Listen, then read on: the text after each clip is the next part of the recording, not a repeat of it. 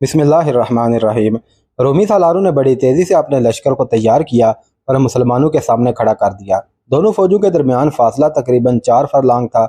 खालिद बिन वलीद रजी अल्लाह तआला अन्हु ने अपने महाज को कम बेश 5 मील लंबा कर दिया था। रूमी अपने लश्कर को इससे ज़्यादा फैला सकते थे, लेकिन उन्होंने अपने महाज की लंबाई तकरीबन उतनी ही रखी जितनी खालिद बिन वलीद ने रखी थी। इससे खालिद बिन वलीद का यह मसला तो हल हो गया कि रूमी मुसलमानों के पहलुओं के लिए खतरा ना बन सके। लेकिन रूमी लश्कर की गहराई ज़्यादा बल्कि बहुत ज़्यादा थी। दस्तों के पीछे दस्ते और उनके पीछे दस्ते थे। मुसलमानों के लिए उनकी सफ़े दौड़ना तकरीबन नामुमकिन था। मुअर्रख लिखते हैं कि रोमियों का लश्कर जब इस तरतीब में आया तो देखने वालों पर हैबत तारी करता था। बहुत सी स्लीबें, जिनमें कुछ बड़ी और कुछ ज़रा छोटी थी, उस लश्कर में से ऊपर को उभरी हुई थी और कई रंगों के झंडे ऊपर को उठे हुए लहरा रहे थे।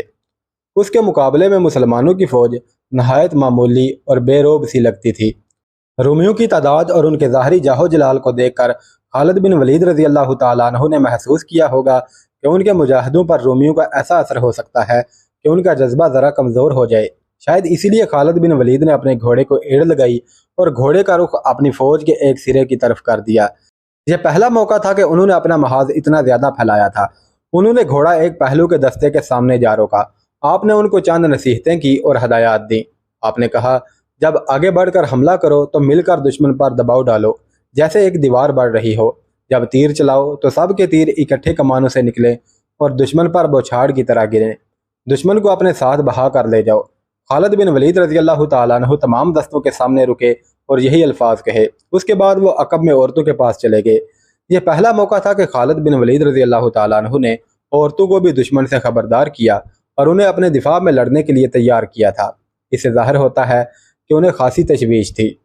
उन्होंने किसरा की फ़ौजों को शिकस्त पे शिकस्त दी थी, लेकिन रोमी फ़ारसियों की निस्बत ज़्यादा मुनज़्ज़म और ताकतवर थे। खालिद बिन वलीद के सामने यकीनन ये पहलू भी होगा कि मुजाहिदीन को घरों से निकले खासा अरसा हो चुका था और वह मुसलसल लड़ाइयों के थके हुए भी थे, लेकिन उन्हें अपने अल्लाह पर, अल्लाह की दी हुई रूहानी ताकतों पर और ईमान पर भरोसा था। दोनों फ़ौजें लड़ाई के लिए तैयार हो गईं। रोमियों की तरफ से एक मुअम्मर पादरी आगे आया और मुसलमानों से कुछ दूर आकर रुक गया। ऐ मुसलमानों, उसने बुलंद आवाज़ से कहा, तुम में कोई ऐसा है जो मेरे पास आकर बात करे?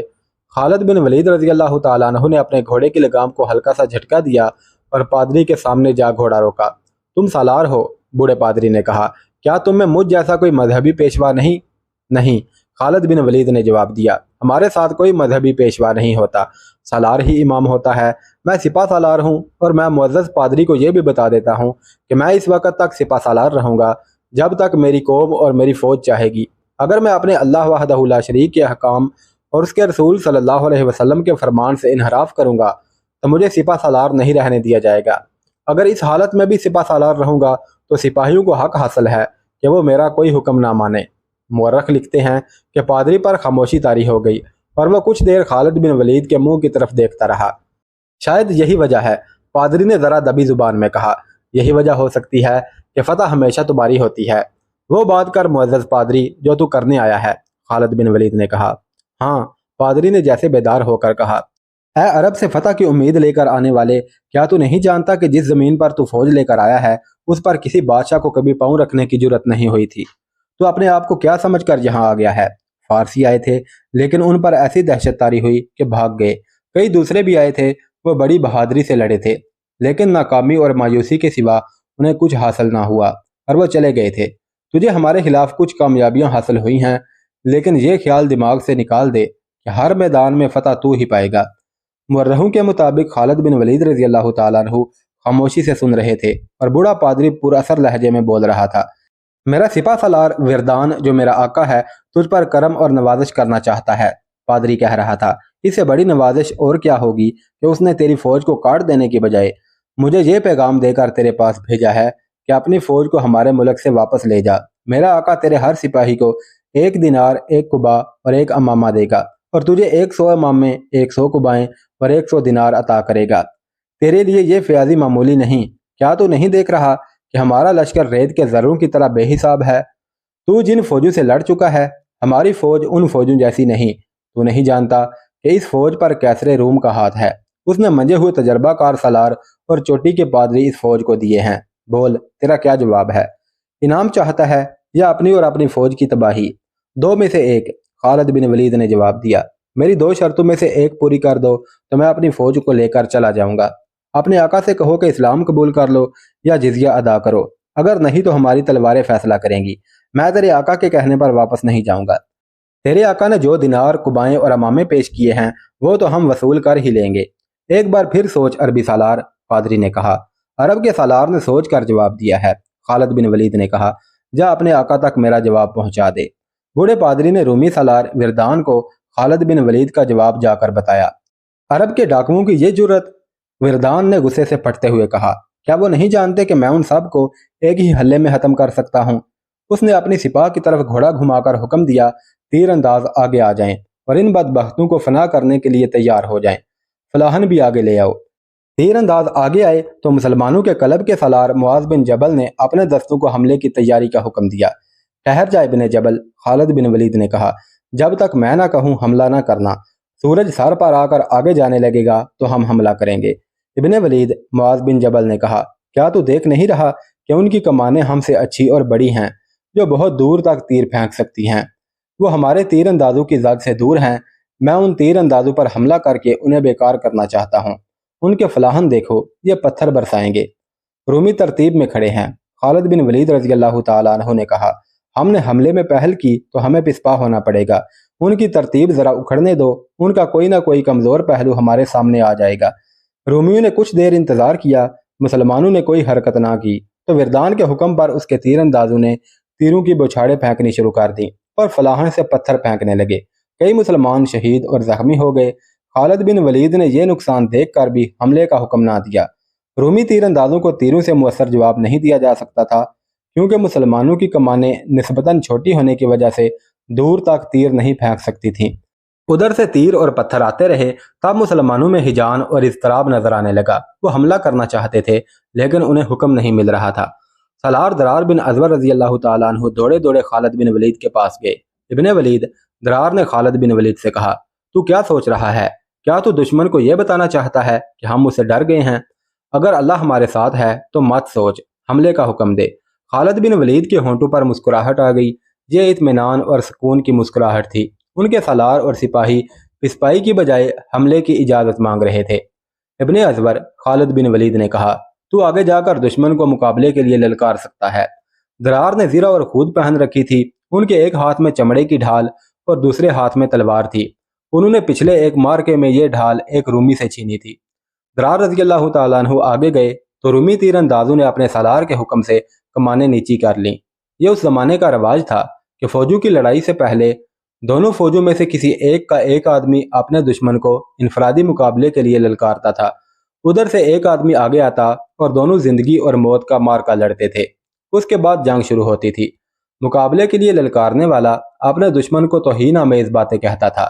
दरार बिन अजवर रजी अल्लाह तआला अन्हु रोमियों के सामने गए और उन्हें ललकारा, मैं सफ़ेद चमड़ी वालों के लिए मौत का पैगाम लाया हूँ। रोमियो, मैं तुम्हारा कातिल हूँ। मैं खुदा का कहर बनकर तुम पर गिरूंगा। मेरा नाम दरार बिन अजवर है। एक आदमी रोमियों की तरफ से दरार के मुकाबले के लिए आना था, लेकिन 4-5 रोमी सवार आगे आ गए। दरार ने पहले अपनी हूद उतारी, फिर ज़ीरा उतारी, फिर कमीज भी उतार दी और कमर तक बरहना हो गए। तब उन रोमियों ने उन्हें पहचाना जो बसरा में उन्हें इस हालत में लड़ते देख चुके थे, और वो ये भी देख चुके थे कि इस शख्स में जिन्नात जैसी फुर्ती और ताकत है। हकीकत भी यही थी कि दरार एक से ज्यादा आदमियों का मुकाबला करने की खसूसी महारत रखते थे। दरार रज़ी अल्लाह तआला अन्हु के मुकाबले में जो रूमी आए थे उनमें 2 सालार भी थे। एक तिबरिया का और दूसरा ओमान का हाकम या अमीर था। बाकी भी कोई आम सिपाही नहीं थे, वो कमानदारों के रुतबे के थे। उन्होंने दरार रज़ी अल्लाह तआला अन्हु को घेरे में लेने के लिए घोड़ों के रुख मोड़े। दरार ने अचानक घोड़े को एड़ लगाई और जब वो अमान के हाकम के करीब से गुजर गए तो ये सालार अपने घोड़े की पीठ पर ही दोहरा हो गया, फिर घोड़े से लुढ़क कर नीचे जा पड़ा। दरार रज़ी अल्लाह तआला अन्हु की तलवार उसके पहलू से उसके जिस्म में गहरी उतर गई थी। हैरान कुन फुर्ती से दरार का घोड़ा मुड़ा और एक और रूमी उनकी तलवार से कट कर गिर पड़ा। दरार ऐसी चाल चलते और ऐसा पैंतरा बदलते थे कि रूमी सवारों के 2-3 घोड़े आपस में टकरा जाते या एक दूसरे के आगे आ जाते थे। इस मौके से फायदा उठाकर दरार रज़ी अल्लाह तआला अन्हु उनमें से एक को तलवार से काट जाते थे। कोई रूमी सवार गिरता था तो मुसलमान बड़े जोश से नारे लगाते थे। दरार का ये आलम था जैसे उनमें माफूकुल फितरत ताकत आ गई हो। अपने मुकाबले में आने वाले रोमियों में से زیادہ تر کو انہوں نے گرا دیا۔ ان میں سے ایک دو ایسے بھی تھے جنہیں مہلک زخم نہیں آئے تھے، لیکن وہ دوڑتے گھوڑوں کے قدموں تلے کچلے گئے۔ دو رومی سوار بھاگ کر اپنے لشکر میں چلے گئے۔ درار رضی اللہ تعالیٰ عنہ فاتحانہ انداز سے خون ٹپکاتی تلوار کو لہراتے اور رومیوں کو للکار رہے تھے، میں سفید چمڑی والوں کا قاتل ہوں، رومیوں میری تلوار تمہارے خون کی پیاسی ہے۔ مورخوں نے لکھا ہے کہ 10 رومی سوار گھوڑے دوڑاتے آگے آئے۔ یہ سب سالاری سے ذرا نیچے کے عہدے کے رومی تھے۔ خالد بن ولید رضی اللہ تعالیٰ عنہ نے جب 10 سواروں کو آگے آتے دیکھا تو اپنے محافظ دستے میں سے انہوں نے 10 سوار منتخب کیے اور انہیں آگے لے گئے۔ رومی سوار درار رضی اللہ تعالیٰ عنہ کی طرف آ رہے تھے۔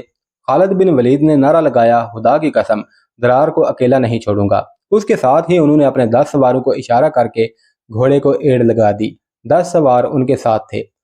رومی سواروں کی نظریں درار پر لگی ہوئی تھیں۔ خالد بن ولید اور ان کے سوار رومی سواروں پر جا جھپٹے۔ درار رضی اللہ تعالیٰ عنہ کی تلوار بھی حرکت میں آ گئی۔ رومیوں نے مقابلہ کرنے کی کوشش کی، لیکن خالد بن ولید اور ان کے سواروں کی تیزی اور تندی نے رومیوں کی ایک نہ چلنے دی اور سب کٹ گئے۔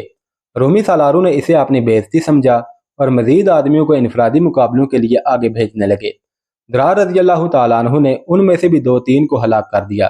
مقابلے کے لیے آگے آنے والے ہر رومی کے ساتھ درار ہی مقابلہ کرنا چاہتے تھے، لیکن خالد بن ولید نے انہیں پیچھے بلا لیا اور دوسرے مجاہدین کو باری باری آگے بھیجا۔ ہر مقابلے میں مجاہدین فاتح رہے۔ دونوں فوجوں کے درمیان بہت سے رومیوں کی لاشیں پڑی تھیں۔ مورخوں کے مطابق یہ مقابلے کم و بیش 2 گھنٹے جاری رہے اور سورج اس مقام پر آ گیا جس مقام پر خالد بن ولید رضی اللہ تعالیٰ عنہ چاہتے تھے کہ آ جائے تو حملہ کریں گے۔ مقابلوں کے دوران تیر انداز اور فلاحن سے پتھر پھینکنے والے خاموش کھڑے تھے۔ مقابلہ ابھی جاری تھا۔ خالد بن ولید نے حملے کا حکم دے دیا۔ یہ عام قسم کا حملہ تھا جسے حلہ یا چارج کہا جاتا ہے۔ اس سے پہلے رومی تیر انداز اور فلاحن بہت بڑی رکاوٹ تھے۔ انہیں خاموش دیکھ کر خالد بن ولید نے حملہ کیا تھا۔ حملہ اتنا زوردار تھا اور مجاہدین میں اتنا قہر بھرا ہوا تھا کہ رومی سالار اعلیٰ وردان کو کوئی چال چلنے کی مہلت ہی نہ ملی۔ وہ اپنے لشکر کے آگے کھڑا مقابلے دیکھ رہا تھا۔ اس نے پیچھے کو بھاگ کر اپنی جان بچائی۔ توقع یہ تھی کہ وردان اپنی تعداد کی افراد کے بل بوتے پر اپنے پہلوؤں کو آگے بڑھا کر خالد بن ولید کے پہلوؤں سے آگے نکلنے اور عقب میں آنے کی کوشش کرے گا، لیکن اسے اتنا ہوش ہی نہیں تھا۔ اس نے اپنے لشکر کو پھیلانے کی بجائے اس کی گہرائی زیادہ کر دی تھی، یعنی دستوں کے پیچھے دستے رکھے تھے۔ اس کی یہ ترتیب بڑی اچھی تھی، لیکن خالد بن ولید رضی اللہ تعالیٰ عنہ کی چال نے اس کی ترتیب کو اس کے لیے ایک مسئلہ بنا دیا۔ مسلمان دستوں نے سامنے سے حملہ کیا تو رومیوں کے اگلے دستے پیچھے ہٹنے لگے۔ پچھلے دستوں کو اور پیچھے ہونا پڑا، پھر ان کی ترتیب گڈ مڈ ہو گئی۔ مسلمانوں کو اس سے بہت فائدہ پہنچا۔ یہ بڑا ہی شدید مارکا تھا اور بڑا ہی خون ریز۔ سورج مغرب کی سمت ڈھل گیا تھا۔ خالد بن ولید نے محسوس کیا کہ مجاہدین تھک گئے ہوں گے۔ انہوں نے مجاہدین کو مارکے سے نکلنے کا حکم دیا۔ ایسے لگا کہ رومی سالار بھی یہی چاہتے تھے۔ انہوں نے اپنے دستوں کو پیچھے ہٹانا بہتر سمجھا۔ جب دونوں فوجیں پیچھے ہٹی تو پتہ چلا کہ رومی ہزاروں کی تعداد میں مارے گئے ہیں اور زخمیوں کی تعداد بھی بے شمار ہے۔ اس کے مقابلے میں مسلمانوں کا نقصان بہت ہی تھوڑا تھا۔ سورج غروب ہونے کو تھا، اس لیے دونوں میں سے کوئی بھی فوج حملہ نہیں کر سکتی تھی۔ اس طرح پہلے روز کی جنگ ختم ہو گئی۔ رات کو دونوں فوجوں کے سالاروں نے اپنے اپنے نائب سالاروں وغیرہ کو بلایا اور اپنے اپنے نقصان کا جائزہ لینے لگے اور اگلی کارروائی کے متعلق سوچنے لگے۔ رومیوں کے سالار اعلیٰ وردان کی کانفرنس میں گرما گرمی زیادہ تھی۔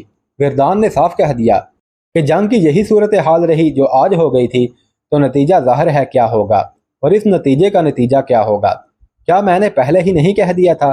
وردان کے سالار کبکولار نے کہا۔ میں اب بھی کہتا ہوں کہ اور زیادہ سوچو اور وجہ معلوم کرو کہ ہر میدان میں فتح مسلمانوں کی ہی کیوں ہوتی ہے اور وہی خوبی ہماری فوج میں کیوں پیدا نہیں ہوتی۔ آج کی لڑائی دیکھ کر مجھے اپنی فتح مشکوک نظر آنے لگی ہے۔ کیا تو یہ کہنا چاہتا ہے کہ ہم میدان چھوڑ کر بھاگ جائیں؟ وردان نے کہا۔ میں تم سب کو کہتا ہوں کہ اپنی اپنی رائے اور مشورہ دو کہ ہم مسلمانوں کو کس طرح شکست دے سکتے ہیں۔ کبکولار کے ہونٹوں پر عجیب سی مسکراہٹ آ گئی۔ اس نے کچھ بھی نہ کہا اور دوسرے سالار اپنی آراء اور مشورے دینے لگے۔ ان سالاروں کے مشورے مختلف تھے، لیکن ایک بات مشترک تھی۔ سب کہتے تھے کہ مسلمانوں کو شکست دینی ہے، اور ایسی شکست کہ ان میں سے زندہ وہی رہے گا جو جنگی قیدی ہو۔ اگر خالد بن ولید ان کا سالار نہ ہو تو انہیں شکست دینا آسان ہو جائے گا۔ ایک سالار نے کہا، وہ جدھر جاتا ہے اس کی شہرت اور دہشت اس کے آگے آگے جاتی ہے۔ ہمیں تسلیم کرنا چاہیے کہ مسلمانوں کے اس سالار میں اتنی زیادہ جنگی مہارت ہے جو بہت کم سالاروں میں ہوتی ہے۔ میں ایک مشورہ دینا چاہتا ہوں۔ سب اس کی طرف متوجہ ہو گئے۔ مسلمانوں کو خالد بن ولید سے محروم کر دیا جائے، اس نے کہا، اور اس کا ایک ہی طریقہ ہے، قتل۔ کل کی لڑائی میں اسے قتل کرنے کی کوشش کی جائے گی۔ وردان نے کہا، یہ مشورہ کوئی مشورہ نہیں، لڑائی میں ابھی تک اسے کوئی قتل نہیں کر سکا۔ مشورہ دینے والے سالار نے کہا، میری تجویز یہ ہے کہ ہماری طرف سے ایک ایلچی خالد بن ولید کے پاس جائے اور کہے کہ ہم مزید خون خرابہ روکنا چاہتے ہیں، ہمارے پاس آؤ اور ہمارے ساتھ بات چیت طے کر لو۔ وہ جب ہمارے سالار اعلیٰ وردان سے ملنے آ رہا ہو تو کم از کم 10 آدمی راستے میں گھات میں بیٹھے ہوں۔ وہ خالد بن ولید کو اس طرح قتل کریں کہ اس کے جسم کی بوٹی بوٹی کر دیں۔ بہت اچھی تجویز ہے، وردان نے کہا، میں ابھی اس کا بندوبست کرتا ہوں، داؤد کو بلاؤ۔ تھوڑی ہی دیر بعد ایک عیسائی جس کا نام تاریخوں میں داؤد لکھا ہے، وردان کے سامنے کھڑا تھا۔ داؤد، وردان نے اس عیسائی عرب سے کہا، ابھی مسلمانوں کی خیمہ گاہ میں جاؤ اور ان کے سپہ سالار خالد بن ولید کو ڈھونڈ کر اسے بتانا کہ میں رومیوں کے سالار کا ایلچی ہوں۔ اسے میری طرف سے یہ پیغام دینا کہ ہم اس کے ساتھ صلح کی بات کرنا چاہتے ہیں۔ وہ ہمارے پاس کل صبح آئے اور ہمارے ساتھ بات کرے کہ کن شرائط پر صلح ہو سکتی ہے۔ اسے یہ بھی کہنا کہ اس بات چیت میں صرف وہ اور میں اکیلے ہوں گے، ہم دونوں کے ساتھ ایک بھی محافظ نہیں ہوگا۔ داؤد معمولی آدمی نہیں تھا، نہ وہ فوجی تھا، وہ کیسر روم کا ایک طرح کا نمائندہ تھا اور اس کا رتبہ وردان سے ذرا ہی کم تھا۔ وردان، داؤد نے کہا، میرا خیال ہے کہ تم کیسر روم کے حکم کی خلاف ورزی کر رہے ہو۔ کیا شہنشاہ ہرقل نے یہ حکم نہیں بھیجا تھا کہ مسلمانوں کو تباہ و برباد کر دو؟ میں سمجھ نہیں سکتا کہ تم صلح اور شرائط کی بات کس کے حکم سے کر رہے ہو۔ میں صلح کا پیغام لے کر نہیں جاؤں گا، پھر تمہیں اپنے راز میں شریک کرنا پڑے گا۔ وردان نے کہا، میں مسلمانوں کو تباہ و برباد کرنے کا ہی منصوبہ بنا رہا ہوں، میں خالد بن ولید کو صلح کا دھوکہ دے رہا ہوں۔ وہ اگر آ گیا تو مجھ تک اس کی لاش پہنچے گی، میں نے راستے میں اس کے قتل کا انتظام کر رکھا ہے۔ اگر یہ کام کرنا ہے تو میں تمہارے ساتھ ہوں، داؤد نے کہا، میں ابھی جاتا ہوں۔ داؤد مسلمانوں کے کیمپ میں چلا گیا، ہر طرف چھوٹی بڑی مشعلیں جل رہی تھی۔ داؤد نے اپنا تعارف کروایا کہ وہ رومیوں کا ایلچی ہے اور ان کے سپہ سالار کے لیے پیغام لایا ہے۔ اسے اسی وقت خالد بن ولید کے خیمے تک پہنچا دیا گیا۔ داؤد آداب بجا لایا اور اپنا تعارف کرا کے وردان کا پیغام دیا۔ خیمے میں مشعلوں کی روشنی تھی۔ خالد بن ولید نے داؤد سے اتنا بھی نہ کہا کہ وہ بیٹھ جائے، وہ خالد بن ولید کے سامنے کھڑا رہا۔ خالد بن ولید آہستہ آہستہ اٹھے اور اس کے تھوڑا اور قریب چلے گئے۔ ان کی نظریں داؤد کی آنکھوں میں گڑ گئی تھیں۔ انہوں نے داؤد سے کچھ بھی نہ کہا اور اس کی آنکھوں میں آنکھیں ڈالے دیکھتے رہے۔ خالد بن ولید رضی اللہ تعالیٰ عنہ دراز قد اور قوی ہیکل تھے۔ ان کی شخصیت کا پرتو ان کی آنکھوں کی چمک میں تھا۔ اس دور کی تحریروں سے پتہ چلتا ہے کہ خالد بن ولید کی آنکھوں کا سامنا کوئی مضبوط دل گردے والا ہی کر سکتا تھا۔ یہ ایمان کا جلال تھا اور آنکھوں کی اس چمک میں عشق رسول صلی اللہ علیہ وسلم رچا بسا تھا۔ اس کے علاوہ خالد بن ولید شام کے علاقے میں خوف و ہراس کا ایک نام بن گیا تھا۔ خالد بن ولید داؤد کو دیکھے جا رہے تھے۔ داؤد کا ضمیر مجرمانہ تھا، وہ خالد بن ولید کی نظروں کی تاب نہ لا سکا۔